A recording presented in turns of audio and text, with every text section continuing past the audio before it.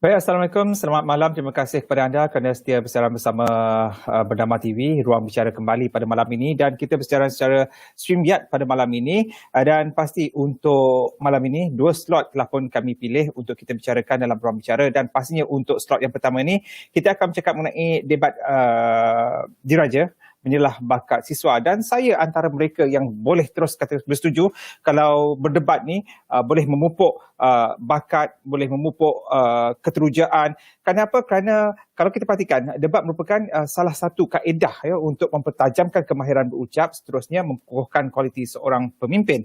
Jadi tidak hairanlah kemahiran berdebat ini dipupuk sejak dari peringkat sekolah sehinggalah ke peringkat universiti. Dan dari segi pengalaman, bagi saya sendiri secara individu, ya saya bermula di peringkat sekolah rendah, sekolah menengah, dan di peringkat IPT itu sendiri saya berdebat, dan ke penghujungnya di sini saya ya sebagai seorang wartawan, sebagai seorang host, dan inilah antara hasil yang saya kira mampu diperolehi bila mana seseorang itu betul memberikan fokus kepada berdebat, berpidato, berbahas. Jadi pada malam ini dalam debat diraja menyelah bakat siswa, bersama saya di talian ialah Profesor Teknologis Dr. Muhammad Zul Azhan Yahya, Timbalan Net Chancellor Hal Ehwal Pelajar dan Alumni Universiti Pertahanan Nasional Malaysia UPNM. Assalamualaikum Prof.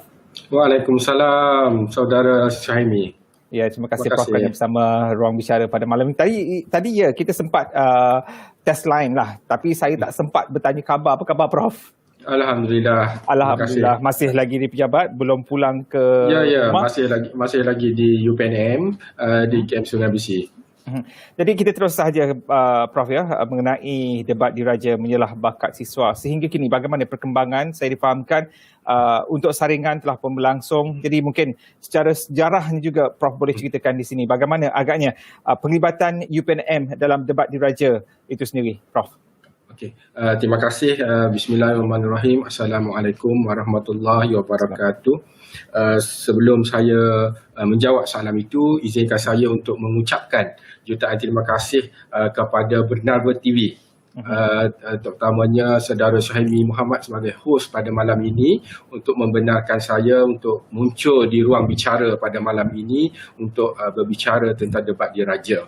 Berbalik kepada soalan yang diajukan oleh saudara Suhaimi tadi, bahawa pertandingan debat diraja ini merupakan satu pertandingan yang berprestij yang secara tahunan dianjurkan oleh Kementerian Pengajian Tinggi dengan kerjasama oleh Majlis Debat Universiti Malaysia atau kita kenali sebagai MADUM dan UA yang terpilih untuk menjadi tuan rumah. Alhamdulillah pada tahun ini UPNM telah terpilih untuk menjadi tuan rumah. Untuk dari segi sejarahnya, pertandingan debat diraja kali pertama diadakan pada tahun 1995. Bertempat pada waktu itu di Universiti Islam Antarabangsa Malaysia yang mengikut format debat ala parlimen. Format debat ala parlimen ini merupakan satu gandingan antara format perdebatan debat Astral ASEAN dengan debat dunia yang menjadi begitu popular. Di kalangan pendebat sama ada di peringkat sekolah maupun di peringkat institusi pengajian tinggi, dan sampai ke muncaknya dan ianya dipertandingkan sehingga ke pertandingan debat Asia ataupun kita kenali sebagai Asia Debating Championship. Semasa pertandingan debat diraja yang pertama ni, ke bawah Duli Yang Maha Mulia Seri Paduka Baginda Yang di-Pertuan Agong pada waktu itu yang ke-10, almarhum Tuanku Jaafar ibni almarhum Tuanku Abdul Rahman telah berkenan untuk bercemar Duli menjadi penaung dan menjadi tetamu kehormat di majlis tersebut. Jadi selepas daripada itu, mesyuarat Sekretariat Timbalan Chancellor Pelajar Hak Ehwal Pelajar ni TTNC HHEP menyarankan agar pertandingan debat ini dilaksanakan secara tahunan dan dianjurkan oleh IPT tuan rumah yang terpilih secara bergilir-gilir. Dan alhamdulillah pada edisi yang ke-22 ini UPNM telah diberi penghormatan untuk menjadi tuan rumah buat pertama kali bagi debat diraja ini. Dan pada kali ini juga ke bawah Duli Yang Maha Mulia Seri Paduka Baginda Yang di-Pertuan Agong yang juga selaku Tuanku Chancellor UPNM, Sultan Abdullah Riyatuddin Al-Mustafa Billah Shah Ibni Almarhum Sultan Haji Ahmad Shah Al-Musta'in Billah bersama ke bawah Duli Yang Maha Mulia Seri Paduka Baginda Raja Permaisuri Agong Tunku Hajah Azizah Aminah Maimunah Iskandariah binti Almarhum Al-Mutawakkil Allah Sultan Iskandar telah berkenan untuk bercemaduli berangkat pada majlis kemuncak debat diraja antara Institut Pengajian Tinggi ini yang akan diadakan pada 20 Disember. Pada Isnin depan 20 Disember 2021 iaitu bagi kategori bahasa Melayu yang akan berlangsung di Hotel Zenith Putrajaya.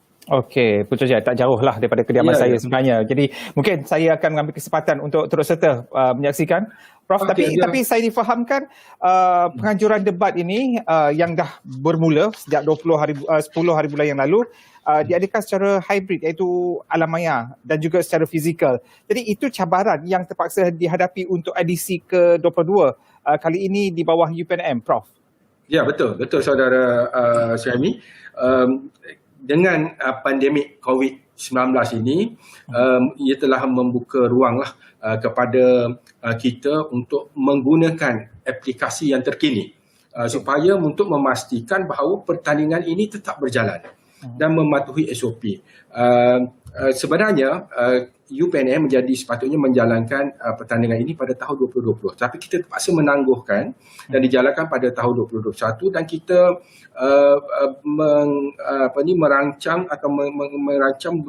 menjalankan secara hybrid, iaitu pada pusingan pertama kita jalankan secara online, di mana pada 20 pasukan untuk kategori bahasa Inggeris dan juga 22 pasukan daripada bahasa Melayu telah bertanding pada pusingan awal yang berlangsung pada 10 hingga 12 Disember yang lalu, di mana pertandingan ini telah ditayangkan secara live menerusi Facebook Live, melalui Instagram, melalui YouTube dan sebagainya. Dan alhamdulillah memang ianya menjadi cabaran kerana pernah semasa pertandingan dijalankan terpaksa dihentikan buat seketika kerana pada waktu tersebut pendebat terputus line. Tetapi benda itu tidak lama dan terus disambung dan alhamdulillah walaupun ada masalah, ada orang kata cabaran, tetapi ada kebaikannya juga, di mana ianya memberi ruang kepada penonton-penonton yang mungkin berada di Sabah, di Sarawak, yang menjadi penyokong UMS, Unimas ataupun di utara untuk sama-sama menyaksikan dengan penuh debaran bagaimana pertandingan tersebut dijalankan. Jadi pendek cerita 22 UA untuk kategori bahasa Melayu dan 20 UA untuk kategori bahasa Inggeris. Kebanyakan universiti awam ini memberikan sokongan dari segi penyertaan, dari segi penglibatan dan juga penyediaan pemindato-pemindato, pembahas-pembahas yang terlibat, Prof. Ya, betul. Semua di pasukan untuk BI, universiti awam, kita ada 20 universiti awam, kecuali Unimas dan juga UMS menghantar pasukan dalam debat bahasa Inggeris dan ditambah dengan kita menjemput juga universiti GLU, Government Link University, iaitu Universiti Kuala Lumpur dan juga Multimedia University yang turut sama menyertai dalam pertandingan pusingan awal dalam kategori debat diraja bahasa Inggeris. Kemudian bagi untuk bahasa Melayu, kita mendapat penyertaan daripada 20 universiti awam, ditambah dengan Universiti Kuala Lumpur yang juga menghantar pasukan untuk menyertainya dan juga daripada Institut Perguruan Guru Malaysia. Menjadikan jumlah penyertaan adalah sebanyak 22 pasukan bagi kategori bahasa Melayu. Jadi saringan pusingan awal telah pun berlangsung. Jadi dari segi pemerhatian awal Prof sendiri untuk pusingan awal, tadi dah diceritakan tentang ada cabaran-cabaran bila mana pemindato atau pembahas itu terputus ketika berdebat. Jadi bagaimana Prof melihat, adakah untuk pusingan seterusnya, pusingan suku akhir ini, ada penambahbaikan yang dilakukan oleh UPNM sendiri? Okey, untuk pertandingan suku akhir akan dijalankan mulai 17 sehingga 18. Pada 17 ini semua peserta peringkat suku akhir yang bahasa Inggeris. Bahasa Inggeris ada 8 pasukan yang teratas yang mendapat markah tertinggi, iaitu Universiti Islam Antarabangsa Malaysia, Universiti Malaya, Universiti Sains Malaysia, UPNM, Universiti Pertahanan, UNIZA, USIM, Universiti Sains Islam Malaysia, UNIKL dan juga IPJ akan menyertai dalam kategori bahasa Melayu. Pusingan di bahasa Melayu yang akan bertempat di UPNM. Kita akan jalankan secara fizikal. Di mana mereka akan mendaftar pada 17 hari bulan dan 18 pagi akan diadakan pertandingan peringkat suku akhir, manakala sebelah petangnya akan diadakan pertandingan separuh akhir. Untuk pertandingan akhir bagi kategori bahasa Melayu akan dijalankan di Majlis Kemuncak, iaitu pada 20 Disember nanti pada jam 2 petang yang akan dihadiri oleh Seri Paduka Baginda Yang Terhormat Agong. Manakala bagi kategori bahasa Inggeris terdapat juga 8 pasukan yang layak ke suku akhir, iaitu Universiti Islam Antarabangsa Malaysia yang merupakan juara bertahan, Universiti Malaya, USM, UPNM. Jadi ada 4 universiti yang dapat masuk kedua-dua kategori. UIA, USM dan UPNM ini. Ditambah 4 lagi pasukan dalam bahasa Inggeris, UKM, UPM, UITM dan juga Multimedia University. Mereka 8 pasukan ini yang akan berentak untuk mendapat tempat di peringkat separuh akhir dan juga peringkat akhir yang juga akan dijalankan pada 18 hari bulan Disember ini bertempat di UPNM. Manakala peringkat akhir debat diraja bagi kategori bahasa Inggeris ini akan dijalankan pada 19 hari bulan Disember jam 9 pagi bertempat di Hotel Zenith Putrajaya. Jadi untuk bahasa Melayu pada 20 hari bulan sebelah petang, dan untuk bahasa Inggeris pada 19 hari bulan pada sebelah pagi, 9 pagi. Jadi mengintai peluang UPNM sendiri, kerana kita akui UIAM ini seperti mana Prof sebutkan, ia merupakan juara bertahan untuk kategori bahasa Inggeris dan juga untuk kategori bahasa Melayu. UIAM pun bukan suatu yang calang-calang, ya, sebab saya pernah menyaksikan dalam berapa tempoh dalam 2, 3, 4 tahun yang lepas, ya, sebelum pandemik itu datang, UIAM sememangnya menampilkan, ya, pendebat-pendebat yang cukup hebat, malah gelaran pendebat terbaik juga datangnya daripada UIAM, Prof. Betul. UIAM merupakan juara bertahan bagi kedua-dua kategori. Dari mana debat ini kata pasukan yang kuat adalah daripada UIAM. UPNM pernah sekali lah peringkat akhir dan menjuarai untuk pertandingan debat bahasa Melayu ini. Saya rasa dah cukup lama lah, dah berapa tahun, 8-10 tahun yang lepas, dan ini merupakan comeback lah UPNM untuk ke peringkat akhir bagi kedua-dua kategori ini. Dengan semangat tuan rumah ini, insya-Allah kita akan buat yang terbaik, mencabar juara bertahan, insya-Allah. Insya-Allah. Jadi untuk tajuk-tajuk bagi suku akhir, separuh akhir dan juga akhir itu sendiri nanti, bagaimana agaknya tentang tajuk-tajuk itu sendiri, Prof? Okey, tajuk-tajuk ini sebenarnya dipilih oleh kita ada ketua hakim lah yang akan bersidang, yang ketua hakim tertinggi bagi majlis debat Universiti Malaysia ini yang akan membincang, mencari topik-topik yang untuk dibahaskan. Jadi topik perdebatan ini kita panggil atau kita konotasikan sebagai usul perdebatan. Dan usul perdebatan ini dipilih berdasarkan isu atau tema yang akan didebatkan. Contohnya dalam isu persekitaran, isu sukan, pendidikan, sosial, dari segi global, ASEAN dan sebagainya. Dan untuk perdebatan ini, saya rasa saudara Suhaimi lebih mengerti kerana merupakan juga seorang pendebat yang pernah mengalami atau pernah menjalani dan sebagai pendebat yang hebat, dan di mana sebagai pendebat mereka mempunyai etika dan etika dan moral yang perlu dipatuhi, yang terutamanya supaya ianya tidak menyentuh isu sensitif seperti perkauman, agama, jantina dan sebagainya. Jadi untuk pemerhatian awal Prof lah untuk pusingan awal dan akan masuki pusingan suku akhir dan juga separuh akhir, dari segi penampilan, dari segi isi, dari segi mutu perdebatan yang dibawakan oleh mereka yang terlibat dalam pertandingan ini, apa agaknya yang boleh dikongsikan Prof? Saya ada menyaksikanlah pada pusingan awal baru ni, dan didapati ada improvement. Pada mula pertandingan kita ada satu pusingan pertama sehingga ke pusingan yang keempat.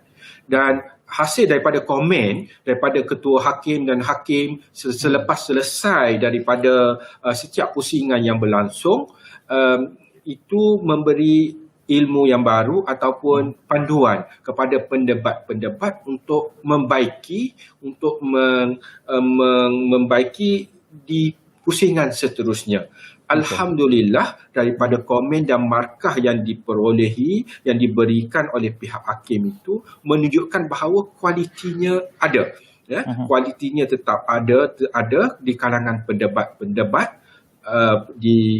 pada kali ini. Dan untuk pengetahuan saudara Suhaimi juga, kita mengadakan debat ini secara ala parlimen. Di mana yang dipertua Dewan akan dilantik, ibaratnya sebagai di-Pertuan Dewan Parlimen lah. Dan kita ada dua pasukan, iaitu pasukan pencadang ataupun kita namakan sebagai kerajaan. Dan pembangkangnya yang membangkang usul yang dicadangkan oleh kerajaan tadi kita namakan sebagai pembangkang. Di mana pencadang ini diketuai oleh ketua pencadang yang dinamakan sebagai Perdana Menteri. Mana yang keduanya, pendebat kedua pihak pencadang, timbalan Perdana Menteri, dan seterusnya adalah menteri yang ketiga. Bagi pihak pembangkang pula, kita namakan dia sebagai ketua pembangkang kedua dan juga pembangkang ketiga. Selain itu adalah pendebat simpanan bagi setiap pasukan masing-masing. Dari segi kalangan hakim ataupun juri itu sendiri, siapa mereka, Prof? Mereka ini adalah dipilih daripada mereka yang mempunyai pengalaman dalam perdebatan. Mereka juga pernah menjadi pendebat. Mereka ini arif, dari segi teknik, dari segi gaya bahasa, dari segi dan sebagainya. Mereka ini juga dipilih daripada kita ada majlis debat Universiti Malaysia. Dan juga daripada pihak-pihak swasta juga ada dijemput untuk menjadi hakim dan juga ketua hakim bagi pertandingan debat diraja ini. Jadi di kalangan pendebat-pendebat yang Prof sendiri saksikan sebelum kita melihat selepas ini apakah agaknya hadiah yang diberikan kepada mereka menjuarai naik juara itu sendiri, apa agaknya kualiti ataupun perkara yang perlu ditangani oleh pendebat-pendebat ini bagi memastikan mereka selepas ini suku akhir, mereka perlu ke separuh akhir dan pasti untuk ke peringkat akhir itu sendiri, apa agaknya dari segi tuan rumah.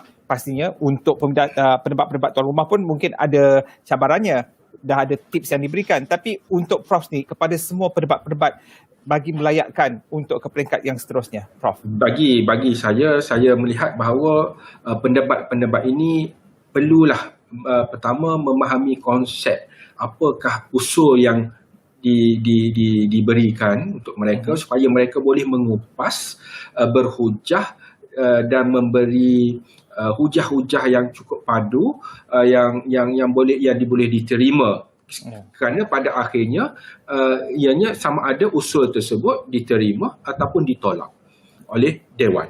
Jadi itu yang perlu difikirkan selain daripada dari segi intonasi, gaya dan sebagainya.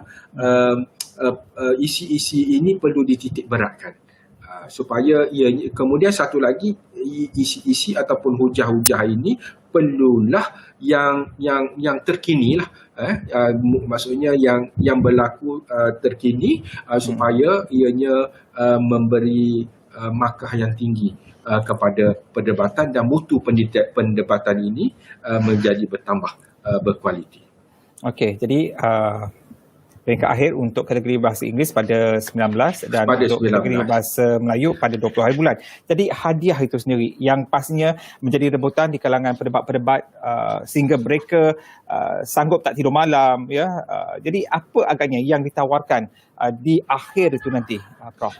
Okey, untuk setiap kategori pemenang, bagi pasukan yang menang akan diberikan piala pusingan. Piala pusingan ini yang akan dibawa balik dan kemudian akan dipulangkan semula lah untuk tahunan. Kemudian kita juga memberikan piala iringan kepada universiti yang menang. Ya. Jadi piala iringan ini boleh disimpan oleh universiti bagi setiap kategori. Johan kategori bahasa Melayu dan juga bahasa Inggeris. Selain daripada itu, kita juga memberi piala individu kepada setiap pemenang di peringkat Johan, naik Johan yang mendapat masuk ke semifinal. Kemudian kepada pendebat terbaik peringkat akhir dan juga pendebat terbaik keseluruhan. Selain daripada itu, selain daripada piala ini, hadiah wang tunai juga kita berikan, iaitu kepada pasukan yang mendapat Johan bagi setiap kategori, mereka akan membawa pulang wang tunai sebanyak RM5,000. Manakala bagi naik Johan, mereka akan membawa pulang wang tunai sebanyak RM3,000 dan yang berjaya ke peringkat semifinal akan membawa pulang wang sejumlah RM1,500. Ini bagi setiap kategori. Manakala pendebat terbaik akhir, selain daripada piala individu, mereka juga membawa wang tunai sebanyak RM1,000. Dan juga kita juga mencari pendebat terbaik keseluruhan. Ini mengambil kira pendebat bagi kategori bahasa Inggeris dan juga kategori bahasa Melayu. Dan juga pada semua peringkat. Mereka individu yang terpilih sebagai pendebat terbaik keseluruhan ini akan membawa pulang wang tunai sebanyak RM1,000 juga. Jadi ini kita paparkan wacana khas debat diraja antara ahli panelnya sendiri dan moderator, ya, Prof Ahmadiyah Dr. Jessica sendiri. Jadi Prof sendiri terlibat sebagai panel, ya, pada tarikh 14 Disember itu sendiri. Jadi Prof, pada 17 hari bulan ini pendebat-pendebat akan mula hadir, ya. Jadi bagaimana agaknya persiapan itu sendiri menuju ke peringkat suku akhir dan seterusnya ke peringkat akhir nanti pada 20 hari bulan untuk kategori bahasa Melayu? Okey, untuk persiapan peringkat separuh akhir ini, sukalah saya untuk mengucapkan jutaan terima kasih dan penghargaan tidak terhingga kepada Kementerian Pengajian Tinggi yang memberi peluang, yang memberi sokongan kepada UPNM untuk menganjurkan pertandingan debat ini. Dan alhamdulillah kita cuba buat yang terbaik dan kita melakukan yang terbaik setakat ini di peringkat online, dan kita menunggu kedatangan, tidak sabar untuk menunggu kedatangan peserta di peringkat suku akhir nanti, iaitu 16 pasukan yang akan bertandang ke UPNM pada 17 hari bulan ini. InsyaAllah kita dah melantik AJK dan sebagainya untuk menyambut kedatangan mereka dan akan berlangsung di UPNM, dan juga kita pun sudah bersedia untuk lokasi di peringkat akhir nanti di Hotel Zenith, yang kita akan mulai dengan pertandingan peringkat akhir pada 19 Disember dan bagi bahasa Inggeris dan 20 Disember nanti bagi kategori bahasa Melayu. InsyaAllah UPNM akan lakukan yang terbaik bagi pertandingan debat diraja ini. Saya rasa tajuk di peringkat akhir itu nanti ada kaitan dengan Putrajaya sebagai pusat pentadbiran tu agaknya yang perlu didebatkan oleh pendebat-pendebat. Kerana itu dilakukan di Putrajaya, bukan begitu, Prof? Mungkin boleh dibisikkan kepada ketua hakim supaya memilih tajuk tersebut. Dan kalaulah betul tajuk tersebut dipilih, kredit diberikan kepada saudara Syahdi. Okey, Prof. Jadi kita nak mengakhiri ruang bicara kita pada malam ini dengan tajuk kita tadi, debat diraja menyelah bakat siswa. Jadi sejauh mana agaknya Prof melihat bahawa debat ini mampu menyelah bakat siswa itu sendiri, Prof? Okey, untuk kita tahu bahawa debat ini merupakan satu daripada kemahiran yang kita perlu garapkan kepada setiap mahasiswa. Dan KPT sendiri menggariskan ada 7 kemahiran insaniah yang perlu dikuasai oleh setiap mahasiswa. Jadi kemahiran yang teradun ini boleh diperolehi dalam bentuk kurikulum dan juga co-kurikulum yang ditawarkan di peringkat universiti. Antara kemahiran insaniah yang boleh dicapai itu adalah melalui debat, iaitu kemahiran berkomunikasi. Selain daripada debat, kita juga ada pidato dan sebagainya. Selain daripada itu, berfikiran kritis, boleh menyelesaikan masalah, kemahiran berpasukan dan juga ada kemahiran kepimpinan. Itulah ciri-ciri yang perlu ada bagi setiap pemimpin. Ya. Jadi terima kasih banyak Prof kerana bersama kami di Ruang Bicara, dan kita sama-sama menantikan keputusannya nanti untuk kategori bahasa Inggeris pada 19 hari bulan dan untuk kategori bahasa Melayu pada 20 hari bulan.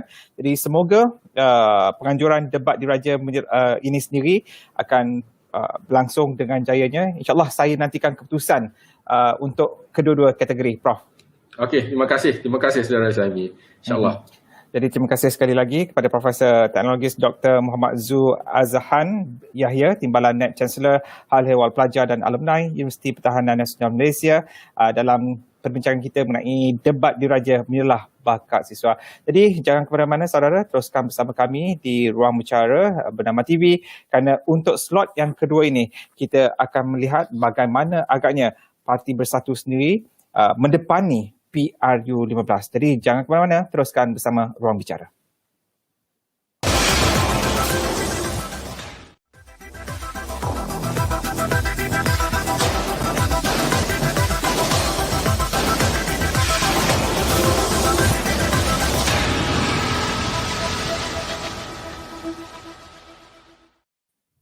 Baik, kembali bersiaran bersama saya Syuhaimi Muhammad untuk Ruang Bicara. Bagi slot yang kedua, pastinya kita berikan sedikit cerita mengenai senario siasah politik negara dan pasti kita di penghujung tahun 2021 ini cakap-cakap mengenai PRU 15 dah pun mula rancak, namun tarikhnya masih lagi menjadi tanda tanya, dan tumpuan juga pasti akan diberikan pada lusa, di mana Perhimpunan Agong Tahunan Bersatu itu sendiri akan berlangsung pada 18 dan 19. Jadi untuk itu pada malam ini kita akan bersama dengan Yang Berhormat Senator Wan Ahmad Faisal Wan Ahmad Kamal, Ketua Amada untuk Bersatu. Jadi terima kasih YB kerana bersama kami pada malam ini.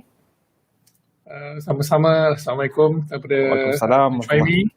Ya, masih lagi insyaAllah kita akan bercakap mengenai politik dan pasti tumpuan kita berikan kepada Bersatu. Sebelum kita bercerita mengenai kesiapsiagaan untuk Perhimpunan Agong Tahunan Bersatu pada 18 dan 19 Disember, kita nak melihat juga sebenarnya YB bagaimana agaknya dalam tempoh selepas PRU DUN Negeri Melaka, dan pastinya tumpuan akan diberikan untuk PRN Negeri Sarawak ini dalam tempoh yang sama Bersatu sendiri berusaha untuk mengukuhkan peranan pembabitan dalam MN dan PN, kerana minggu lepas kita juga di Ruang Bicara Bahas kita bicarakan tentang Parti PAS itu sendiri nak pilih PN ataupun MN, tapi kali ini untuk Bersatu, bagaimana agaknya Bersatu berusaha untuk mengukuhkan peranan pembabitan dalam MN dan juga PN itu sendiri, YB?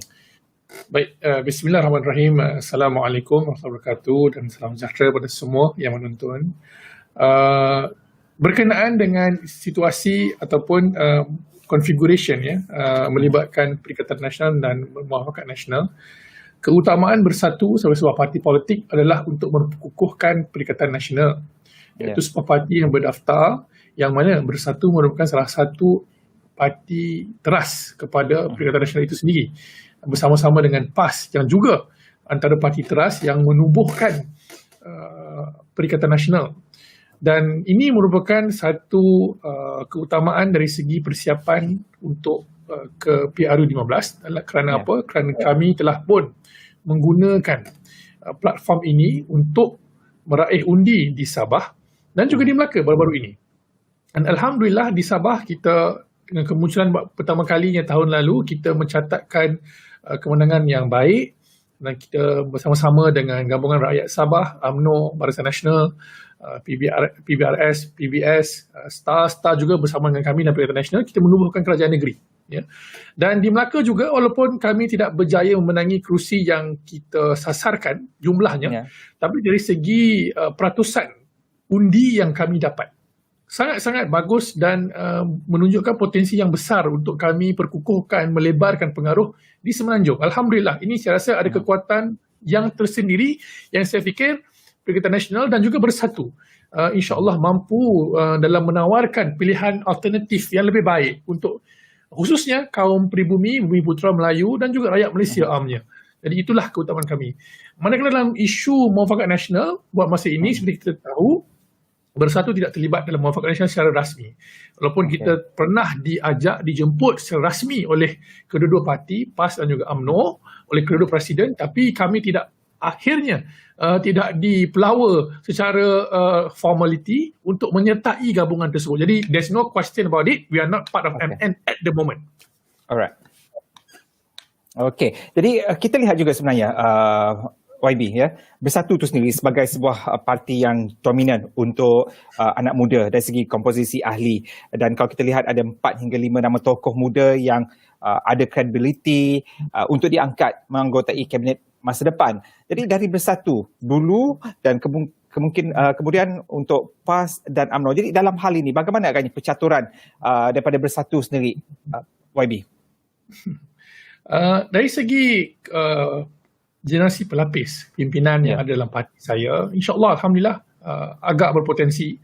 Kita dapat lihat contohnya Bersatu dan Armada sendiri, walaupun kami baru berusia lebih kurang 5 tahun parti kami, tapi dari segi keanggotaan, keahlian kami dalam politik yang mewakili suara anak muda dalam Dewan Undangan Negeri, sekurang-kurangnya kami ada, kalau dibilanglah dulu ya, termasuk yang pilihan raya sebelum ini, kita ada satu di Langkawi, ada di Dengkil, YB Adif, YB Firdaus, kita ada YB Fairuz di Kota Belud, dan kita juga ada yang baru mengenal di Sungai Udang, Dr. Alif. Ya. Jadi itu antara figura Armada dalam sebagai wakil rakyat di peringkat negeri. Di peringkat pusat pula kita pernah diwakili oleh mantan Ketua Armada Nasional, sahabat saya YB Syed Saddiq sebagai Menteri Penuh Belia dan Sukan sebelum ini di bawah pentadbiran Kerajaan Pakatan Harapan. Dan kini saya sendiri mewakili Armada dalam kerajaan yang ada pada hari ini, dan akan datang saya yakin bukan saya seorang. Kalau kita lihat spektrum generasi pelapis dalam pemuda Perikatan Nasional, gabungan-gabungan parti yang berada di bawah Perikatan Nasional, kita ada banyak calon-calon yang boleh memenuhi kabinet. Antaranya Ketua Pemuda PAS sendiri, YB Fadli Syahari daripada Pasir Mas, antara yang cukup senior dari segi keanggotaan anak muda dan Dewan Rakyat. Kita juga ada Ketua Penerangan PAS ketika ini, iaitu Ketua Pemuda Perikatan Nasional, Saudara YB Senator Haji Khairil Nizam, yang begitu juga yang mengerti Dewan Negara. Jadi itu dari segi jantinan lelaki. Yang perempuan kita ada ramai lagi sebenarnya yang belum kita serlahkan dalam masa terdekat. Walaupun kita boleh bilang contohnya Wimas Emirati, walaupun beliau sudah melangkaui umur 40-an, tapi masih di peringkat umur kata wanita muda lah, yang boleh bawa aspirasi calon-calon ahli jemaah menteri yang baru untuk sesi akan datang, insya-Allah. Dan ia juga berkait rapat dengan usaha-usaha ataupun dalam perihal pengkaderan untuk melatih ataupun mendapatkan pelapis-pelapis. Jadi untuk Bersatu sendiri dari segi pengkaderan itu, bagaimana agaknya Akak Umbi sendiri melihat perkara ini, YB?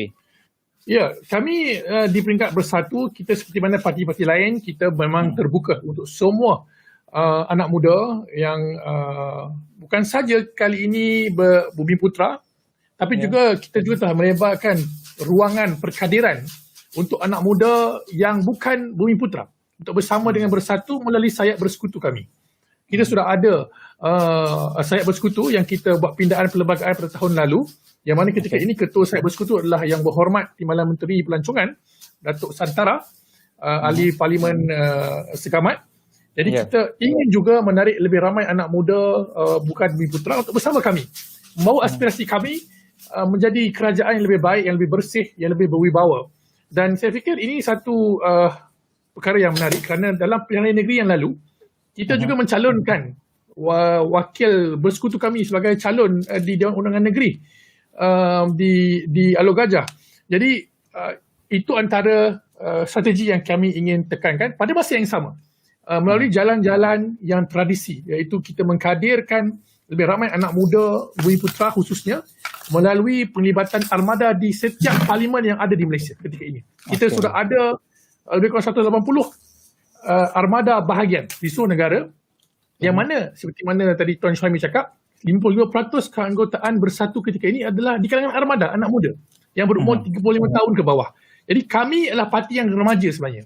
Kami adalah parti yang lebih egalitarian dari segi mobility untuk naik memegang jawatan-jawatan penting. Saya sendiri adalah ketua bahagian di TT Wangsa.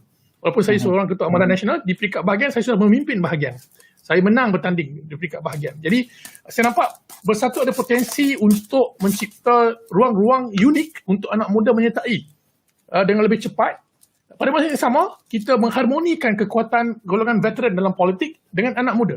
Kerana kita tak boleh mengenepikan golongan veteran yang lebih berpengalaman dan memahami sepak terjang politik Melayu khususnya. Jadi perlu ada satu keharmonian, dan itu asas kekuatan Bersatu yang mana kali ini diterajui oleh Tan Sri bin Yassin, Presiden kami. Tapi YB menyebut tentang sepak terjang dalam politik Melayu. Apa sepak terjang yang dilihat pada ketika ini memberikan kesan kepada anak-anak muda untuk terus bersuara, YB? Dalam politik Melayu, ya Tuan Syahmi, kita sebenarnya berdepan dengan situasi yang sama, bersatu dengan UMNO lah khususnya, ya.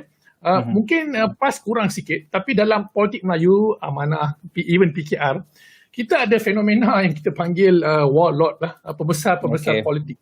Dan pembesar-pembesar politik ini wujud kerana kita dalam masyarakat Melayu itu sendiri, seperti kata Tun Dr. Mahathir, ada satu psyche orang Melayu dipanggil feudal, neo-feudalism. Istilah ini memang disifatkan bukan salah UMNO saja, tapi memang berakar umbi dalam tradisi orang Melayu itu sendiri, ya, yang mahukan politik yang bertuan, politik yang bersifat naungan. Jadi bila mana sistem itu sudah berakar umbi seperti dalam UMNO, kita lihat banyak ketua-ketua bahagian yang umurnya agak lanjut dan masih lagi memegang tampuk kekuasaan dan sedikit sebanyak menghalang mobiliti anak muda untuk menerjui politik di peringkat bahagian dan cawangan. Sebab itu ramai profesional muda kena cantas. Dalam UMNO dululah, sekarang saya tak tahu. Tapi sebab itulah ramai anak muda yang profesional dulu gemar kepada PAS. Mereka masuk PAS berbondong-bondong, doktor, engineer. Dan saya yakin sekarang Bersatu adalah salah satu wadah alternatif untuk kita berikan ruang kepada anak muda profesional khususnya untuk menyertai kami, dan insya-Allah kalau ada rezeki boleh jadi calon dalam pilihan raya dan pilihan raya negeri. Seperti mana yang berlaku dalam pilihan negeri Melaka baru-baru ini. Jadi saya nampak cabaran utama anak muda dalam politik, sepak terjang politik Melayu ialah cabaran dominan daripada golongan pembesar politik ini. Okey, itu dalam sepak terjang politik Melayu. Tapi bila kita lebar luaskan lagi perbincangan itu sendiri, ya, tentang naratif Melayu Islam yang dilihat semakin pudar dalam arena politik negara, di mana silapnya, dan adakah ini sebenarnya disengajakan akibat sesuatu peristiwa atau semua parti terlupa tentang agenda berkenaan, YB? Saya rasa tidak. Saya sendiri sebagai salah seorang anggota pentadbiran dalam kerajaan pada hari ini, kita tidak pernah mengabaikan agenda Melayu Islam. Malah raison d'être, ya, keberadaan kami dalam politik itu sendiri kerana ingin menunaikan amanah dan tanggungjawab membela dan memperkukuhkan agenda pemekasan Melayu dan Islam. Itu tidak bermakna kita bersifat rasis dan menidakkan hak kaum-kaum lain. So kadang-kadang orang cakap pasal ni, kita ingat kita menidakkan mereka. Jadi apa yang berlaku bila kita jadi kerajaan? Selalunya agenda Melayu Islam ini dibawa ke spektrum yang lebih pertengahan, sentris. Sebagai pembangkang, kalau kita lihat UMNO dan PAS, masa mereka ada sebelum menyertai kerajaan, mereka agak center right sikit, ya, agak ke kanan sikit. Bila jadi kerajaan, kita tak boleh menggunakan naratif dan pendekatan yang sama. Prinsip masih kekal, tapi pendekatan kena berubah. Kerana apa? Kerana kerajaan milik semua rakyat Malaysia. Kita tidak boleh membeza-bezakan kaum-kaum yang ada kerana semua rakyat adalah sama di sisi undang-undang. Sebab itulah agenda Melayu Islam yang dibawa oleh kerajaan pada hari ini, tak kira kerajaan mana pun, dia agak moderate dari segi pelaksanaan dan pendekatan. Prinsip tak pernah berubah. kita gunakan saluran perundangan untuk buat perubahan pengumpulan undang-undang dan sebagainya. Jadi bersatu UMNO dan PAS, walaupun dalam kerajaan, kita tidak pernah sama sekali kompromi isu-isu melibatkan Melayu Islam. Mungkin kita lebih utamakan hal-hal yang lebih mustahak, yang lebih bersifat colorless ataupun tidak lagi bernuansakan Melayu Islam, khususnya dalam menyelamatkan negara daripada COVID-19. There's no such thing as ini isu Melayu Islam, ini isu semua orang. Jadi itulah siasat keutamaan yang ada pada hari ini. Baik, kita beralih kepada topik asal kita. Kita nak menyatakan tentang PRU15 itu sendiri, kerana itu kita angkat sebagai tajuk pada malam ini. Dan dikatakan 2022 adalah tahun untuk PRU, walaupun hari ini ada menyatakan biarlah PM menjadi PM sehingga 2023. Jadi bagaimana untuk bersatu, ya, bangkit berhadapan PRU 15, memandangkan nasib tak menyebelahi PN bersatu di PRN Melaka, walaupun dikatakan peluang cerah di PRN Sarawak melalui GPS. Jadi selepas ini, adakah juga, saya gabungkan juga soalan ini, YB, bersatu akan mengambil tindakan, ya, memperkenalkan terus siapakah agaknya calon PM bagi bersatu untuk PRU 15? Kami tidak pernah berganjak calon Perdana Menteri untuk bersatu masih lagi Tan Sri Muhyiddin Yassin. Okay. Ya, kami mempertaruhkan beliau kerana beliau adalah pemimpin yang belum sempat melunaskan amanah kepimpinan tahun ini akibat dijatuhkan oleh 15 ahli parlimen UMNO yang mengkhianati perjanjian yang dibuat pada awalnya. Ya. Jadi kami rasa perjuangan kami belum selesai dan kami akan berusaha untuk memperkukuhkan bersatu dalam masyarakat dan juga menampilkan penyelesaian dan tawaran baru yang lebih baik berbanding parti-parti lain untuk menerajui kerajaan yang bakal kami pimpin akan insya-Allah. Jadi tawaran-tawaran itu dah mula dilihat, dah mula diteliti? Ya, kita ada track record sepanjang 18 bulan yang lalu di bawah kepimpinan yang amat berhormat Tan Sri Muhyiddin Yassin selaku Perdana Menteri ke-8. Dan kita mahu meneruskan track record yang baik ini di bawah kepimpinan yang amat berhormat Ketua Menteri Sabah, Datuk Seri Panglima Haji Noh di Sabah sebagai satu model, satu contoh untuk kita yakinkan pengundi bahawasanya kerajaan yang dipimpin oleh bersatu mampu menawarkan kerajaan yang lebih bersih, berintegriti, yang mempunyai visi yang jelas dan mengutamakan rakyat melebihi kepentingan peribadi kami. Jadi itu yang kami ingin tawarkan lah. We want to eradicate all politics yang memusnahkan fabrik sosial, yang menjadi igawan kepada ramai pihak, ya, kronism, nepotism, dari segi warlordism, ya, pembesar-pembesar politik ini. Jadi insya-Allah lah kami bersatu bersedaya upaya cuba untuk menjadi alternatif yang lebih baik. Dan cakap tentang kualiti itu sendiri, kualiti mana yang harus datang dahulu? Pemimpin dahulu ataupun bagaimana agaknya sebagai panduan kepada rakyat dalam memilih pemimpin bagi masa depan, YB? Maaf, saya tak berapa dengar tadi, ya. Okey, dari segi kualiti yang bagaimana yang harus datang dahulu, YB, supaya rakyat dapat memilih, ya, pemimpin masa depan. Dan saya nak rangkumkan juga dari segi kualiti itu sendiri, bila mana YB menyebut Tan Sri Muhyiddin Yassin itu sendiri, ya, kalau kita lihat di bawah pentadbiran Tan Sri Muhyiddin Yassin, dikatakan hidup di bawah wawasan kemakmuran bersama 2030. Syamim, maaf, saya ada problem teknikal sikit. Saya tak berapa jelas, YB? Dah dengar? Baik, boleh ulang balik soalan, minta maaf. Okey, pertama saya nak sentuh tentang kualiti. Kualiti yang mana harus datang dahulu sebagai panduan kepada rakyat untuk memilih pemimpin pada masa depan. Dan yang kedua, saya nak gabungkan terus kepada wawasan kemakmuran bersama 2030 yang merupakan hasil ilham daripada Tan Sri Muhyiddin yang dilihat sebagai satu plan holistik yang dikatakan hidup menggantikan DEB dan diterjemah melalui dasar era pentadbiran Tan Sri Muhyiddin Yassin itu sendiri. Jadi sayangnya WKB itu sendiri, wawasan kemakmuran bersama, macam dah tak kedengaran, YB. Jadi dua perkara, kualiti dan juga tentang wawasan kemakmuran bersama. Ya, sebenarnya saya rasa bukan tak kedengaran, tapi ianya sudah diangkat dan ditanam dalam pelan-pelan yang telah diumumkan kerajaan di bawah kepimpinan Yang Amat Berhormat Datuk Seri Ismail Sabri. Contoh yang paling jelas, wawasan kemakmuran bersama itu sudah jadi sebati dan diadunkan dalam RMK ke-12. Ya. Dan sebenarnya ini satu perkara ataupun sumbangan besar bersatu dalam pembinaan negara.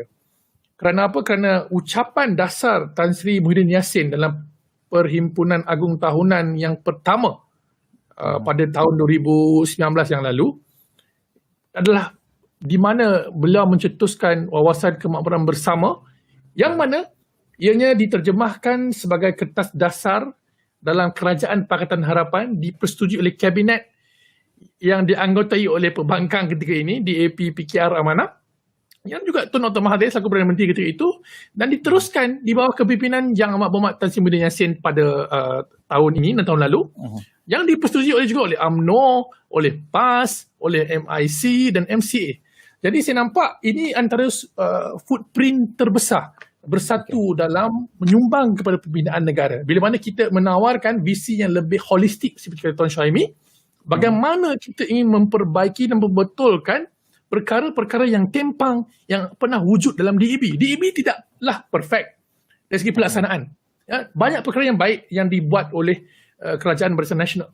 Tapi ada banyak kelemahan-kelemahan yang melahirkan masalah-masalah yang kita lihat pada hari inilah. Antaranya masalah tadi political patronage, 1MDB, itu semua kerana dicetus daripada pelaksanaan DAB yang timpang. Jadi bersatu insaf akan keadaan ini, menyedari hal ini, kerana Tan Sri Muhyiddin, Tun Mahathir pernah duduk dalam UMNO dulu, melihat perlu adanya visi yang baru, dasar afirmatif yang lebih secocok dengan semangat Melayu yang mandiri, berbanding dengan Melayu yang menjadi Alibaba, yang mengalibabakan projek dan sebagainya. Jadi saya nampak tidak pernah hilang lah wawasan kemakmuran bersama ni, memang ada. Okey. YB, kita ada lebih kurang 3 minit. 2 soalan juga saya rangkumkan untuk satu ini sebagai terakhir kalinya.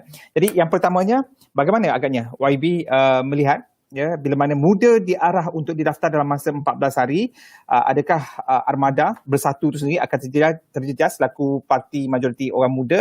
Dan akhir sekali, mesej dan juga harapan YB terhadap Akak Umbi dan rakyat sendiri nak melihat perjuangan Bersatu dan Perhimpunan Agung Tahun Bersatu kali ini, YB? Ya, pendaftaran muda yang diarahkan oleh mahkamah semestinya akan menambahkan kerancakan politik anak muda di negara kita. Ini satu persaingan yang sihat bila mana ada parti baru yang membawa semangat pemuda. Tapi kami dari segi branding lah, dari segi idealism berbeza dengan muda. Kami di Bersatu Armada sendiri, kami bertunjangkan nasionalisme Melayu, ya, yang mana kami punya market base, ya, dan kita pun tahu di Malaysia sehebat mana pun kita mahu ke tengah, politik identiti itu masih penting. Jadi perjuangan yang berasaskan kaum itu masih penting tanpa menidakkan hak-hak keharmonian kaum-kaum lain. Jadi saya yakin muda ada dia punya market base, Armada ada kita punya market base, dan kita akan sama-sama bersaing secara sihat dalam politik demokrasi di Malaysia. Dan untuk Perhimpunan Agung Tahunan Bersatu, YB, sedikit. Ya, insyaAllah pada hujung minggu ini akan ada beberapa penambahbaikan ke dalam struktur parti, khususnya pemekataan yang bakal kami lakukan. Saya tak boleh umumkan kerana itu hak Presiden kami.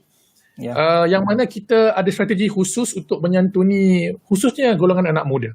Kami menyedari bahawasanya undi 18 yang berlangsung pada hari ini, yang mula berfungsi pada hari ini, salah satu undang-undangnya, akan mengubah lanskap politik negara. Sebab itulah Perhimpunan Agung Tahunan pada kali ini adalah salah satu wahana untuk kita menjelaskan kepada rakyat, kepada ahli, apakah hala tuju Bersatu dalam menyantuni anak muda dalam undi 18 ini. Pada masa yang sama, kita juga ingin melakukan muhasabah yang lebih konstruktif kekalahan di Melaka tempoh hari agar persiapan jentera pilihan raya kami lebih rapi sebagai persiapan menuju ke PIP15 bersama dengan rakan-rakan dalam Perikatan Nasional.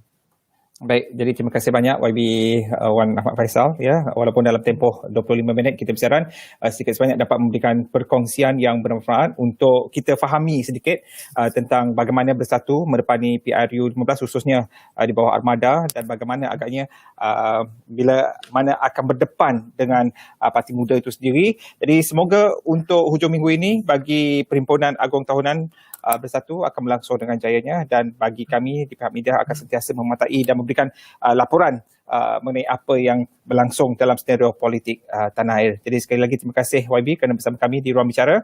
InsyaAllah kita jumpa lagi. Saya menantikan YB untuk hadir dalam Ruang Bicara bahas mengenai senario politik nanti. InsyaAllah kita akan hantarkan undangan kepada YB. Jadi untuk anda semua, sekian saja Ruang Bicara pada malam ini. InsyaAllah kita jumpa lagi esok dalam Ruang Bicara dan seterusnya Ruang Bicara bahas pada hari Jumaat dengan tumpuan yang kita berikan mengenai PRN Sarawak. Dengan itu saya Syuhaimi Muhammad. Assalamualaikum.